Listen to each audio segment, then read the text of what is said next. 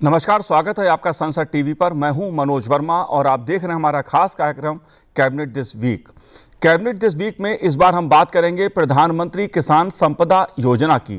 केंद्र सरकार ने प्रधानमंत्री किसान संपदा योजना के तहत साल 2021 और 22 से 2025-26 की 15वीं वित्त आयोग चक्र अवधि के लिए कुल 6,520 करोड़ रुपए के बजट को मंजूरी दे दी है। यह मंजूरी केंद्रीय मंत्रिमंडल की बैठक में हुई, जिसकी अध्यक्षता प्रधानमंत्री नरेंद्र मोदी ने की। इस राशि में नई और मौजूदा परियोजनाओं को समर्थन देने के लिए 1,920 करोड़ रुपए की अतिरिक्त धनराशि भी शामिल है। यह योजना केंद्र सरकार के खाद्य प्रसंस्करण उद्योग मंत्रालय के अंतर्गत आती है, जिसका फायदा किसानों को मिलेगा। क्या है ये योजना और इसका फायदा किसानों को कैसे मिलेगा, इस विषय पर बात करने के लिए हमारे साथ इस समय जुड़े हुए हैं रंजीत सिंह जी, जो ज्वाइंट सेक्रेटरी हैं ministry of food processing industries में।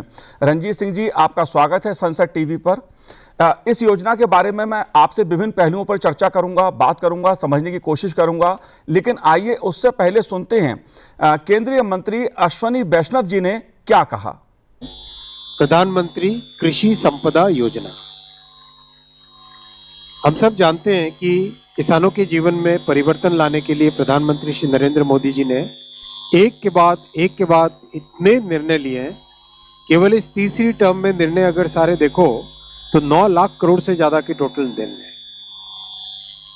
Decisions in the third term itself are more than worth 9 lakh crore rupees. Food processing के लिए प्रधानमंत्री कृषि संपदा योजना ये 2017 में स्टार्ट हुई थी और इसका सबसे बड़ा फोकस था जो फूड प्रोडक्शन है, उस फूड प्रोडक्शन के बाद में फूड प्रोसेसिंग पे ज़्यादा ध्यान दें। Cold storage, food processing, irradiation, laboratory में टेस्टिंग, सॉर्टिंग, पैकेजिंग करके वैल्यू एडिशन कैसे हो फूड में, उस पे सारा का सारा फोकस है इसमें, इस पूरे स्कीम पे। और पिछले बजट में अनाउंस किया था कि 50 मल्टी प्रोडक्ट इरेडिएशन यूनिट्स होंगे और 100 फूड टेस्टिंग लैब्स नहीं खोली जाएगी। तो आज के इस कैबिनेट के फैसले में प्रधानमंत्री कृषि संपदा योजना का आउटले बढ़ा के 6,520 करोड़ किया गया, 6,520 करोड़ किया गया। और नए इरेडिएशन यूनिट्स और food testing labs 50 irradiation units and 100 food testing labs के लिए 1,000 करोड़ रुपीस का अलग से प्रावधान किया गया। रंजीत सिंह जी, मैं आपसे जानना चाहूंगा विस्तार से, क्योंकि हमारे दर्शक भी जानना चाहेंगे और किसान भाई भी जानना चाहेंगे और जो फूड प्रोसेसिंग इंडस्ट्री से जुड़े लोग हैं वो भी इस पूरी योजना के बारे में विस्तार से जानना चाहते हैं।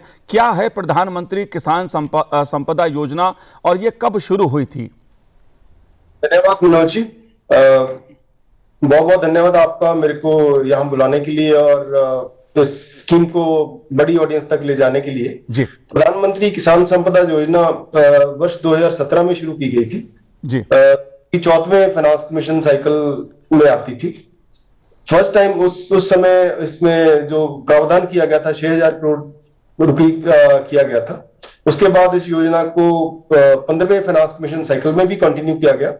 फिर उस समय रीजनल जो एलोकेशन हुई थी हमारी 21-22 में, वो 4600 करोड़ की हुई थी। अभी जो कल कैबिनेट का निर्णय हुआ है उसके आने के बाद हमारी इसका जो विस्तार हो गया है, अब टोटल जो एलोकेशन हो गई हमारी इसकी 5 साल के साइकिल में ये 6520 करोड़ पे पहुंच गई है जी। ये एक मैं बताना चाहूंगा सभी दर्शकों के लिए कि ये जो प्रधानमंत्री किसान संपदा योजना ये सेंट्रल सेक्टर अम्ब्रेला स्कीम है। इस अम्ब्रेला स्कीम के अंदर 6 डिफरेंट कंपोनेंट्स हैं जी, जिसमें से कि हम कोल्ड चेन सेटअप करने के लिए सब्सिडी प्रदान करते हैं, एग्रो प्रोसेसिंग क्लस्टर्स बनाने के लिए कर देते हैं, stand alone food processing units को हम अनुदान सपोर्ट प्रोवाइड करते हैं, फूड टेस्टिंग लेबोरेटरीज को हम सपोर्ट प्रोवाइड करते हैं, और इसके अलावा research and development in the खाद्य प्रसंस्करण को आगे बढ़ाने के लिए, इस इंडस्ट्री को आगे बढ़ाने के लिए इंडस्ट्री एंड एकेडमिया का पार्टनरशिप के द्वारा जो रिसर्च प्रोजेक्ट हमारे सामने लाए जाते हैं उनको भी सपोर्ट करते हैं जी। रंजीत जी, अगर मैं जानना चाहूं कि प्रधानमंत्री किसान संपदा योजना के लिए कौन पात्र है, कौन से संगठन इसके लिए पात्र हैं, कौन लोग इसका फायदा उठा सकते हैं, किन लोगों को क्या मदद मिल सकती है? बहुत ही अहम प्रश्न आपने किया है। इसके लिए ये एक central sector demand driven scheme है, जिसमें जो सारी अनुदान सीधी सब्सिडी जो है वो जो एंटिटीज हैं, प्रोजेक्ट इंप्लीमेंटिंग एजेंसी हम उनको कहते हैं, सीधी उनको उनके खाते में, उनके बैंक अकाउंट में ट्रांसफर की जाती है। जो इसका एप्लीकेशन का प्रोसेस है वो सारा ऑनलाइन है। एक हमारा मंत्रालय का संपदा किसान संपदा पोर्टल है जी। जब भी हमें प्रपोजल इनवाइट करने होते हैं, जैसे फंड्स की अवेलेबिलिटी होती है, उस पे हम expression of interest call for करते हैं संपदा पोर्टल के थ्रू। जो भी इंटरेस्टेड लोग होते हैं, जिसमें प्राइवेट इंडिविजुअल्स हैं, entrepreneurs, individual entrepreneurs, partnership, proprietorship firms, partnership firms, listed companies, FPOs, self help groups, government की अन्य कई सारी ऑर्गेनाइजेशंस हैं, स्टेट इंडस्ट्रियल कॉर्पोरेशंस हैं, उन्होंने अगर कोई प्रोजेक्ट लगाना है तो वो सारे पात्र हैं इसके लिए।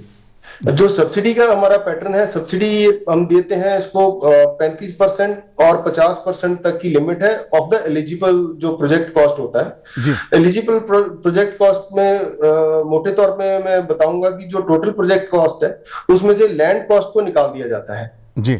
तो लैंड कॉस्ट छोड़ के जो बाकी का कॉस्ट है, mainly plant and machinery and उसके लिए जो टेक्निकल सिविल वर्क रिक्वायर्ड होता है, उसका 35% सामान्य एरियाज के लिए, 50% स्पेशल कैटेगरी एरियाज, जो स्पेशल डिफिकल्ट एरियाज हैं, जैसे हमारा नॉर्थ ईस्टर्न स्टेट्स हैं, J&K है, हिमाचल है, प्लस जो SC/ST कैटेगरी के प्रमोटर्स हैं, एफपीओज हैं, उनके लिए जो लिमिट है सब्सिडी की वो 50% तक जाती है जी। इसके साथ ही हमारी डिफरेंट जो कंपोनेंट स्कीम्स है, उसमें से एक कैपिंग की हुई है कि मैक्सिमम ग्रांट कितनी दे सकते हैं, जिसमें cold chain, food irradiation, agro processing clusters and operation greens, इसमें जो कैपिंग है मैक्सिमम सब्सिडी 10 करोड़ तक की दी जाती है।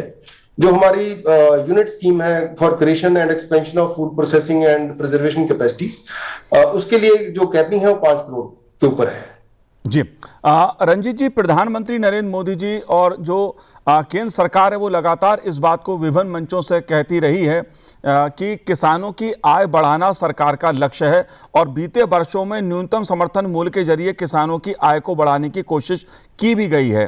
प्रधानमंत्री किसान संपदा योजना जो है वो किस तरह किसानों की आय को बढ़ाने का काम करती है या करेगी?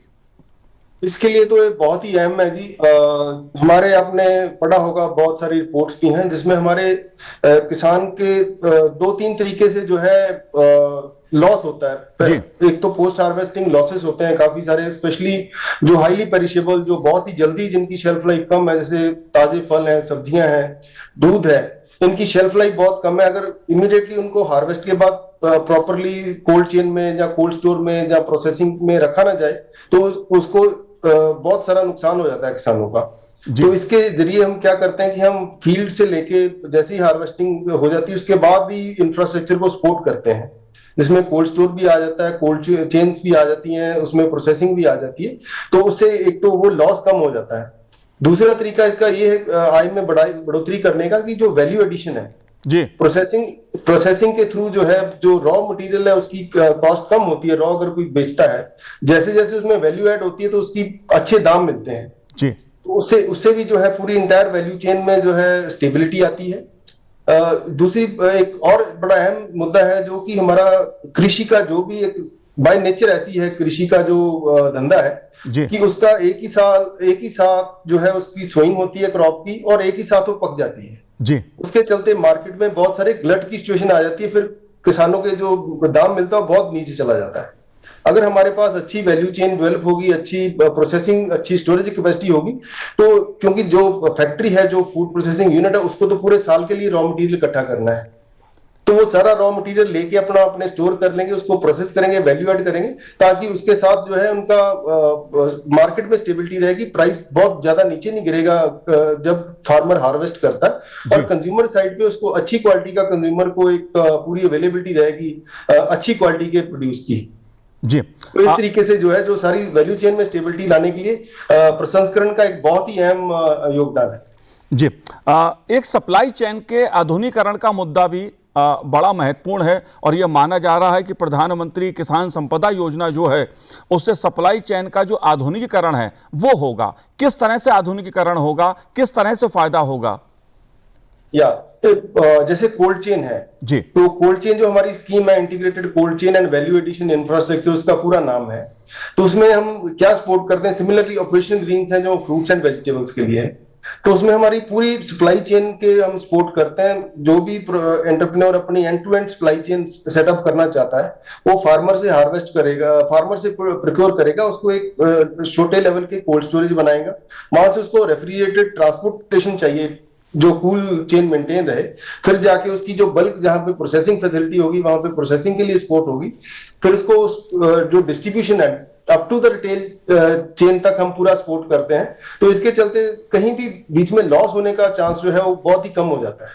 जी। इसके अलावा जो जैसे अभी जो कल कैबिनेट द्वारा अप्रूव की गई है multi product food irradiation unit, इनका भी बहुत ही अहम योगदान रहेगा इसकी प्रिजर्वेशन कैपेसिटीज बढ़ाने के लिए, और इसमें जो इसकी शेल्फ लाइफ है बढ़ जाती है। जैसे मैं अगर अनियन की बात करूं, उसमें अनियन में एक प्रॉब्लम आती है, स्प्राउट बहुत जल्दी होते हैं, तो अगर हम इरिडेशन ट्रीट कर देते हैं तो उसकी जो स्प्राउटिंग है वो कम हो जाती है, तो उसके चलते उसका लॉस नहीं होता है। जी।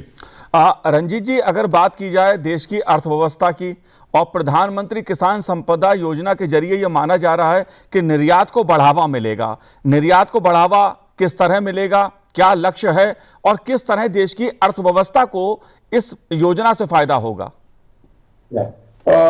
कई तरीके हैं इसमें जी। इसको जैसे हमारी अर्थव्यवस्था है एक्सपोर्ट्स के लिए बहुत ही इंपॉर्टेंट है।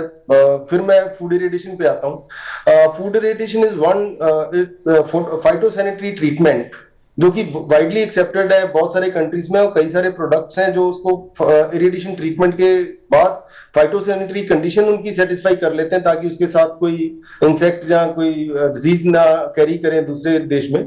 तो उसके साथ अभी हम जो कर रहे हैं, कई सारे हमारे यूनिट्स ऑलरेडी हैं जहां पे मैंगो का जो एक्सपोर्ट हो रहा है बाहरले कंट्रीज में, जैसे कि यूएस है, ऑस्ट्रेलिया वगैरह है, अनार का एक्सपोर्ट हो रहा है, तो इरिडेशन के ट्रीटमेंट के बाद हो रहा है।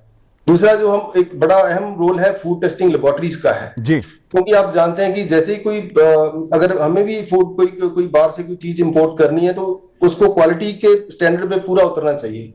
वो क्वालिटी कैसे कौन अश्योर करेगा, कैसे हम एश्योरेंस लेते हैं कि हाँ वो जो मेरे पास प्रोड्यूस आ रहा है कंज्यूमर के पास जा रहा है वो प्रॉपर क्वालिटी का है।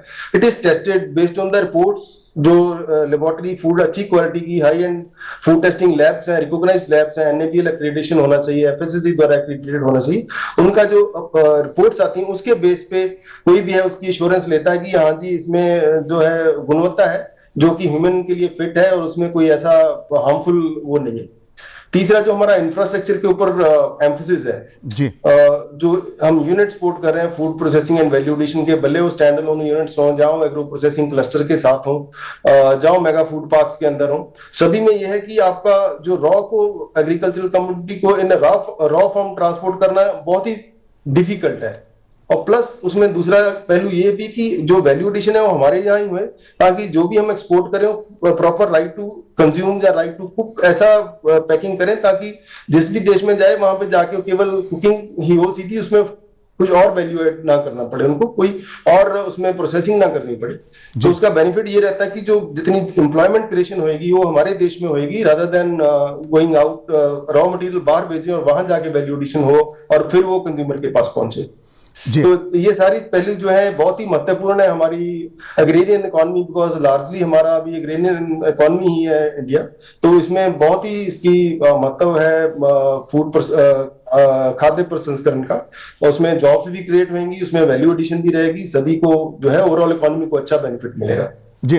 रंजीत जी, किसानों को उनकी फसलों के लिए बेहतर मूल्य मिले और बाजार उपलब्ध हो, इसकी कोशिश की जाती है सरकार की तरफ से भी। जाहिर सी बात है प्रधानमंत्री किसान संपदा योजना है उसके जरिए भी ये दो लक्ष्य प्राथमिकता में है सरकार की मिनिस्ट्री की। कैसे इन लक्ष्यों को हासिल किया जाएगा, इस दिशा में क्या मंत्रालय की योजना है? हम बिल्कुल तत्पर हैं जी। जैसे अभी हम सपोर्ट करेंगे 100 फूड टेस्टिंग लेबोरेटरीज जो सेटअप होंगी, तो वो बड़ा एक उसका अहम रोल होगा ताकि जो हमारे एक्सपोर्टर्स हैं उनको कोई परेशानी ना आए, बिकॉज सैंपल टेस्ट होने के लिए उनको कहीं इधर उधर दूर ना जाना पड़े, उनके आसपास जो लैब्स हैं वहीं भी हो, और अच्छी NABL अच्छी क्वालिटी की वर्ल्ड स्टैंडर्ड की लैब हो, जो उनको कंप्लायंस में बिल्कुल कोई असुविधा ना हो, बिल्कुल सुविधापूर्ण वो चला जाए। कोल्ड चेन का जो सपोर्ट हमारी ऑलरेडी है, उसके थ्रू आप कहीं पे भी प्रोड्यूस हो तो उसको फ्रॉम द प्रोडक्शन साइड आप जानिएगा कि जो हमारी कृषि की जो प्रोडक्शन होती है वो हिंटरलैंड में होती है, डीप इनसाइड होती है, कंट्री के डिफरेंट विभिन्न भागों में होती है, बट जो एक्सपोर्ट होगा वो तो पोर्ट्स में होगा।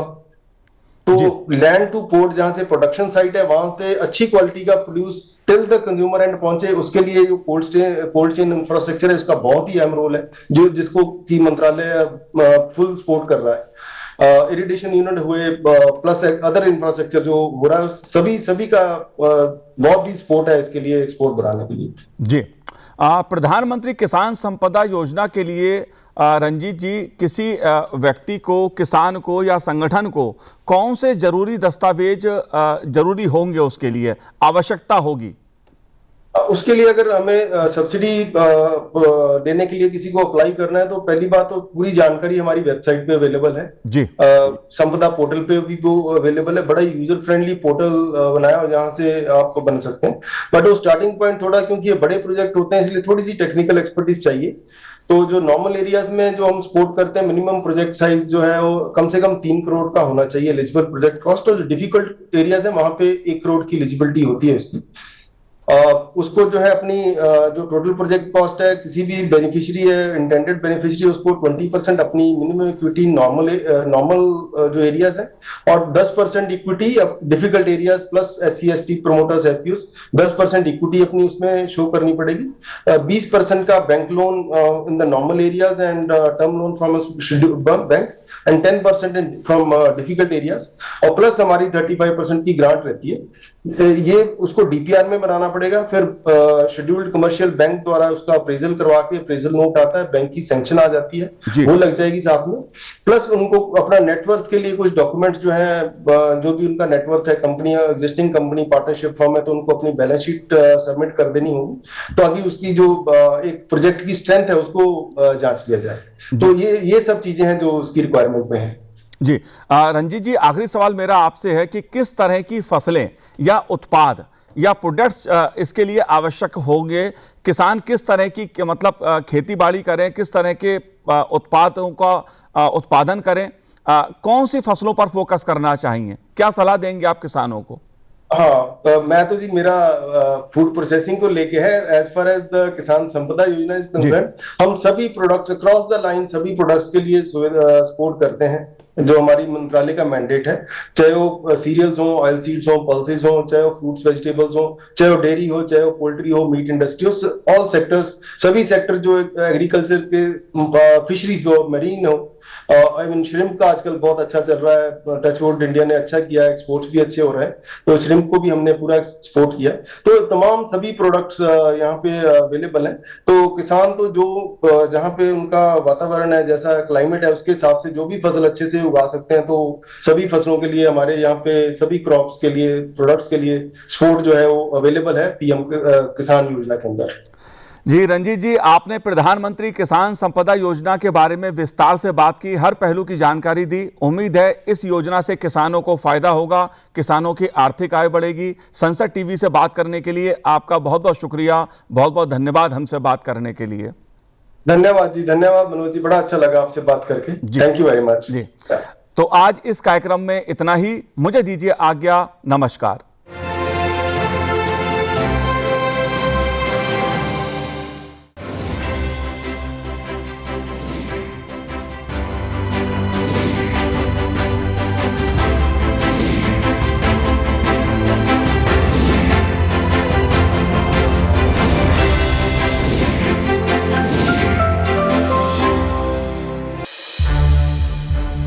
संसद टीवी के और भी प्रोग्राम्स देखने के लिए सब्सक्राइब करें हमारा YouTube चैनल, और हाँ, इन्हें लाइक और शेयर करना ना भूलें।